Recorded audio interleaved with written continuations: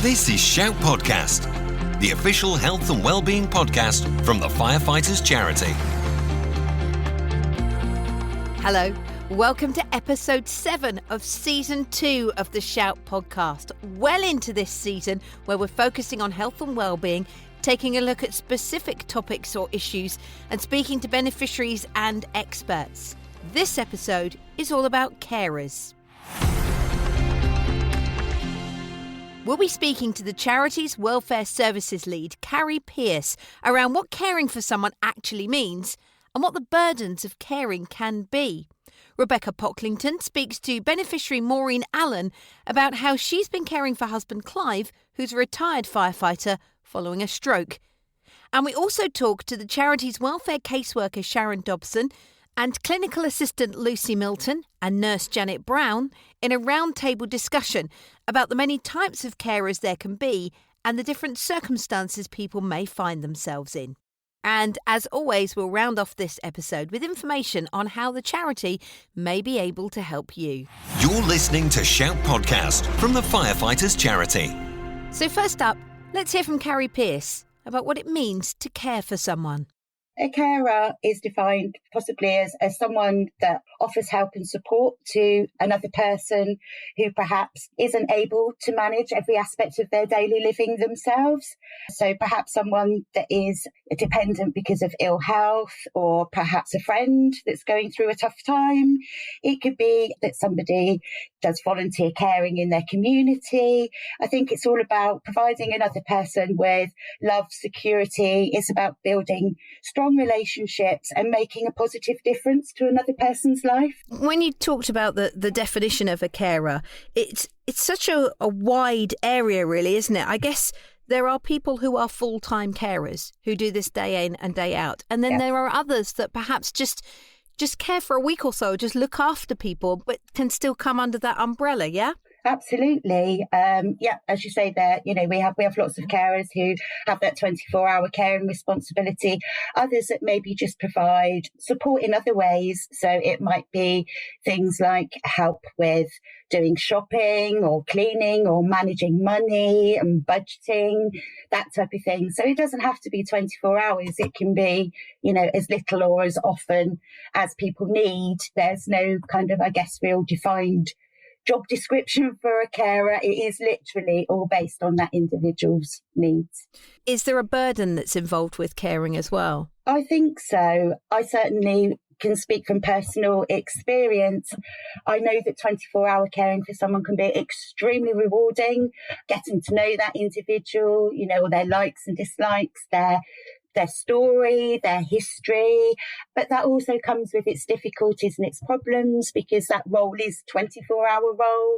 I think lots of carers that do this lose their own identity. Perhaps they're grieving for a partner, who's perhaps somebody that has dementia or, a longer term health illness where perhaps the relationship has changed because of an ill health situation. I think lots of carers lose their identity, their own feelings and things that they need perhaps go out the window. There's a large lack of support out there for these types of carers. It's 24 hours and very, very demanding and challenging. We can all spend time thinking about the people that are being cared for and appreciate that they're having a tough time and that it can be difficult for them. But I think the message here is we need to think about the person caring for them as well. So what can be done to help the carers? I think it's very important that carers seek the support that they need, that they link up with family, friends, statutory provision, make sure that they are having their own needs met as well, having regular breaks. Caring for somebody is extremely difficult, particularly if it's, a long-term caring relationship. Having that time to yourself, perhaps to meet friends, to not lose your own social connections, not to become isolated is really, really important. You're listening to Shout Podcast from the Firefighters Charity. Maureen has been supporting her husband Clive at home for 2 years after he suffered a stroke. Clive had retired from West Yorkshire Fire and Rescue Service in 2013, and the couple had enjoyed a very active lifestyle until then. They have both been supported by the charity, both digitally and in centres, ever since. It was May 2019. Clive wasn't very well. He was just a little bit off it on the Saturday, and then on the Sunday he had it was very obvious, a stroke, like all the signs that you see on the television, what people tell you about.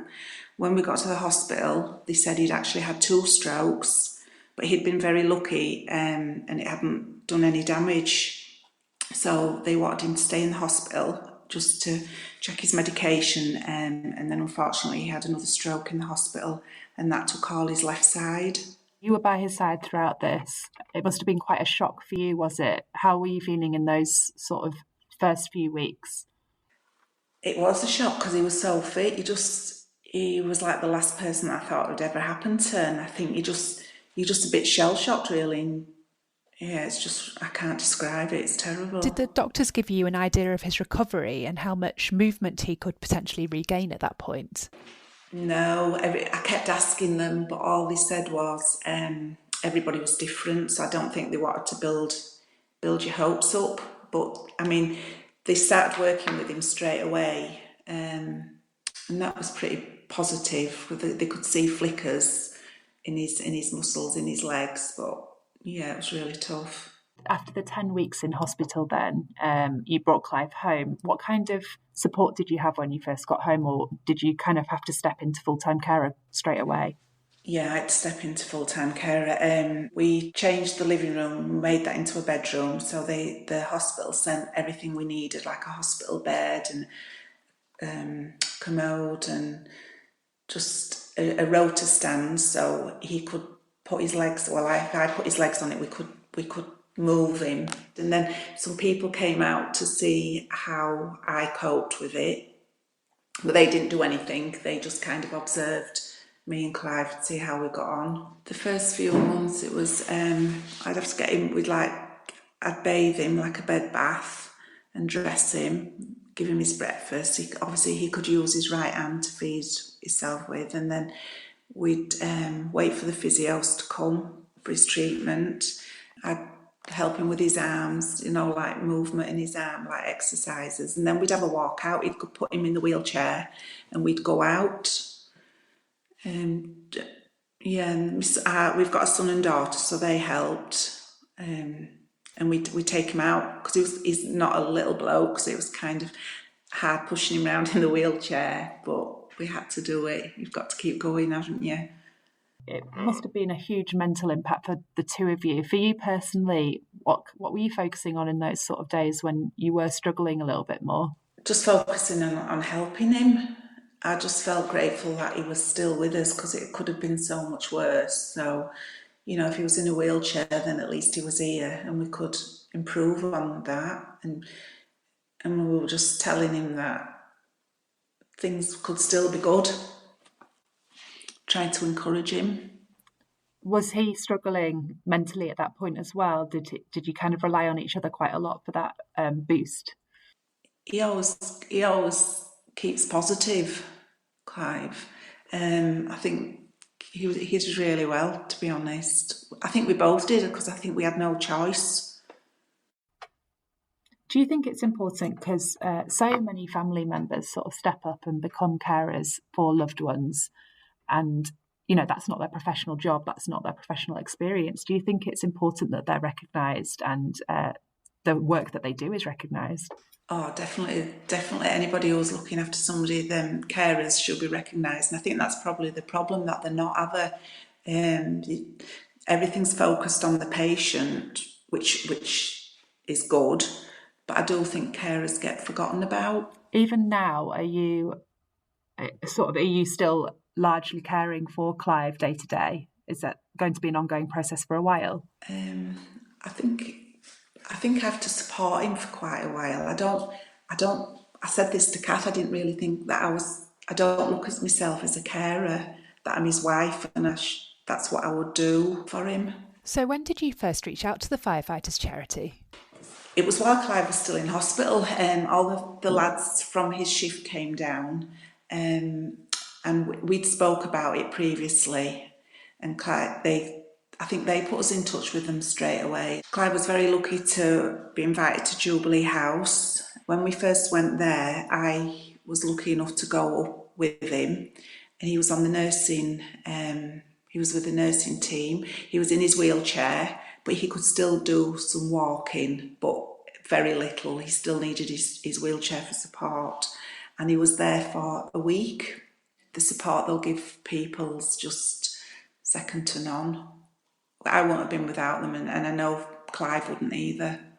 You're listening to Shout Podcast from the Firefighters Charity. So we know what it means to care for someone, and we've indeed heard that very moving story from Maureen and Clive. Now let's join our roundtable discussion with the charity's welfare caseworker Sharon Dobson, clinical assistant Lucy Milton and nurse Janet Brown. They're talking about the many types of carers there can be and the different circumstances people may find themselves in. Yeah, so we have a varied range of carers. We've got young children, basically, 12-year-old looking after his mum, who's a single parent. She's got motor neurons disease. He's got a younger brother and sister. So, he's doing personal care. He's making them meals. He's taking them to school. Really has taken on that full-time role at 12-year-old is a huge responsibility. We've got, young married couples. Partners had a stroke, they may be in their early 30s. Suddenly your wife becomes a full-time carer for you at that age is just totally unexpected. We've got young teenagers looking after grandparents. We've got the more obvious, which would be sort of an elderly couple who are not sure sometimes who's caring for who, different conditions. Somebody with maybe sort of an Alzheimer type condition, but there's somebody with a physical condition. So they're both, between them, they're managing, but they're really looking out for each other. So we really have a varied range of different carers. The clients that we get here, some of them, their lives has been turned upside down overnight.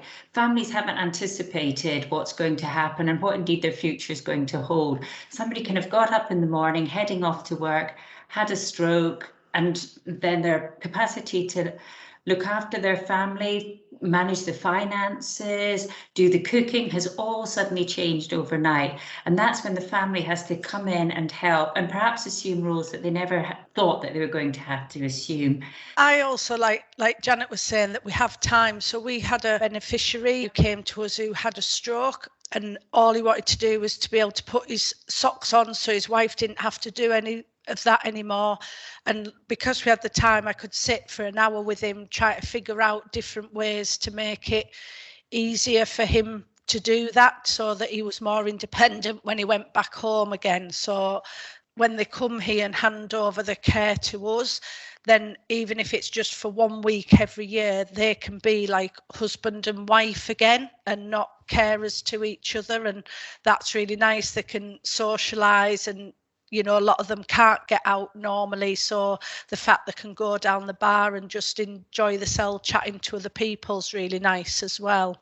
From our point of view, the welfare side, we can come in and offer advice on getting outside professional help in, speaking to social services, liaising with that kind of outside agencies, so they've got the care that they need, but also equipment they may need in the house if they are sole carers. The elderly wife says caring for husband, she might need hoists, lifts, stair lifts, that kind of thing. That's where the welfare team would come in and try and facilitate what we can, basically.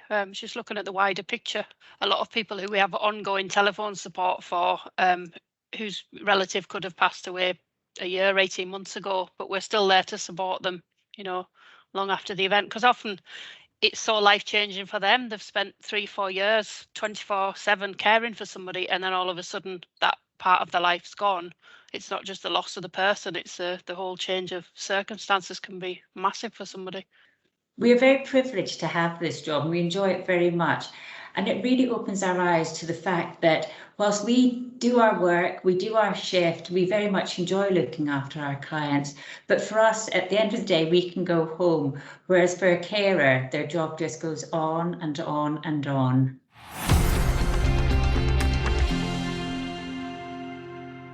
So, Carrie, so far in this episode, you've told us about what caring for someone actually means. We've heard from beneficiary Maureen, who's been caring for her husband, Clive. And in that roundtable discussion, we found out a lot more about different types of carers. But can you now tell us how the charity might actually be able to help those who are carers? We can help carers in quite a few ways. We have a number of different things that we currently offer at the moment. We have a social media group for carers. We run regular carer catch-ups, virtual tea and coffee chats, talk through problems that carers are experiencing.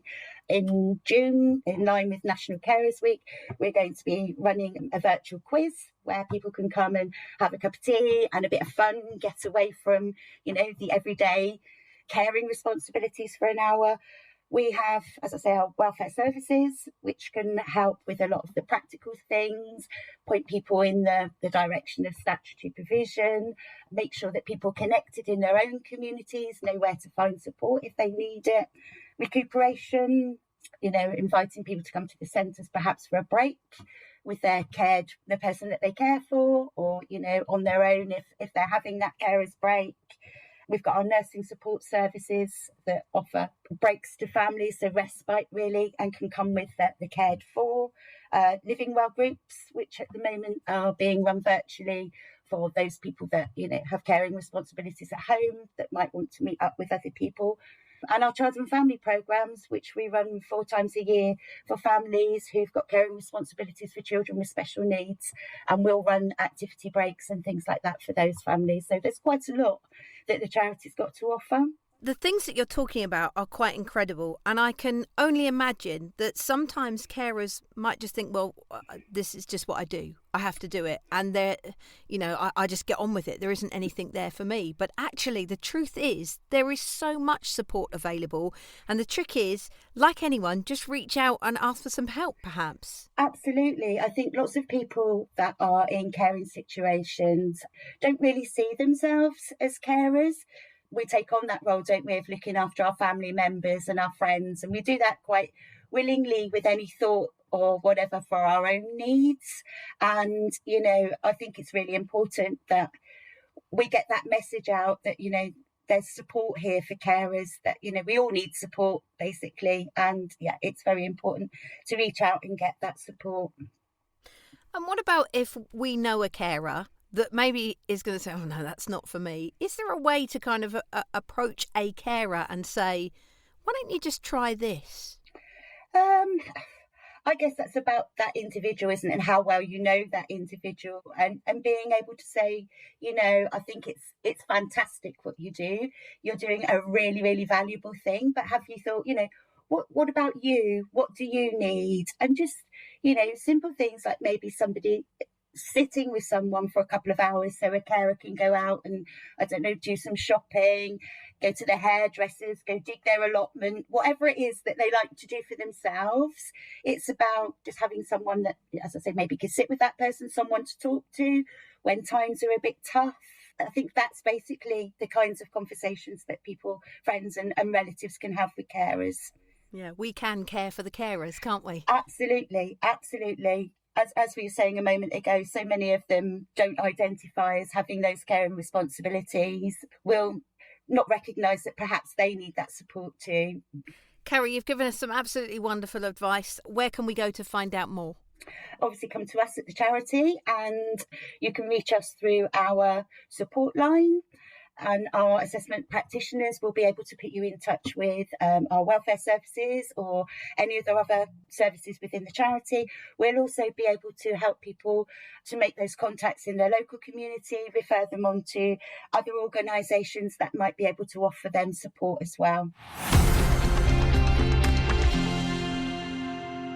So, as always, if you'd like to find out more about the topics we've discussed today, then you can head to the Firefighters Charity website, firefighterscharity.org.uk/shout podcast, where we've got links to articles and lots more information. You can make sure you don't miss any of these main podcasts or the additional Shout Podcast Plus episodes by subscribing via your usual platform. And please, a review is super helpful. Coming up on the next episode in a fortnight's time, we're talking nutrition. We speak to Health Improvement Lead Greg Lessons on what we mean by healthy eating and a balanced diet. We explore healthier food alternatives that you might not have considered. We, of course, talk about the importance of hydration and how that can be underestimated. And, as always, we'll have links to how the charity can help. Until then, take care. Shout Podcast. Please subscribe and review us wherever you get your podcasts, and check out firefighterscharity.org.uk to find out how the Firefighters Charity could support you.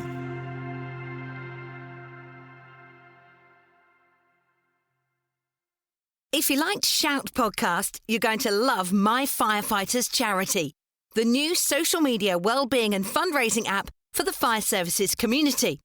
Packed with great wellbeing content from the expert teams at the Firefighters Charity, you can connect with others, join groups, collaborate and have fun with your fire family friends across the UK.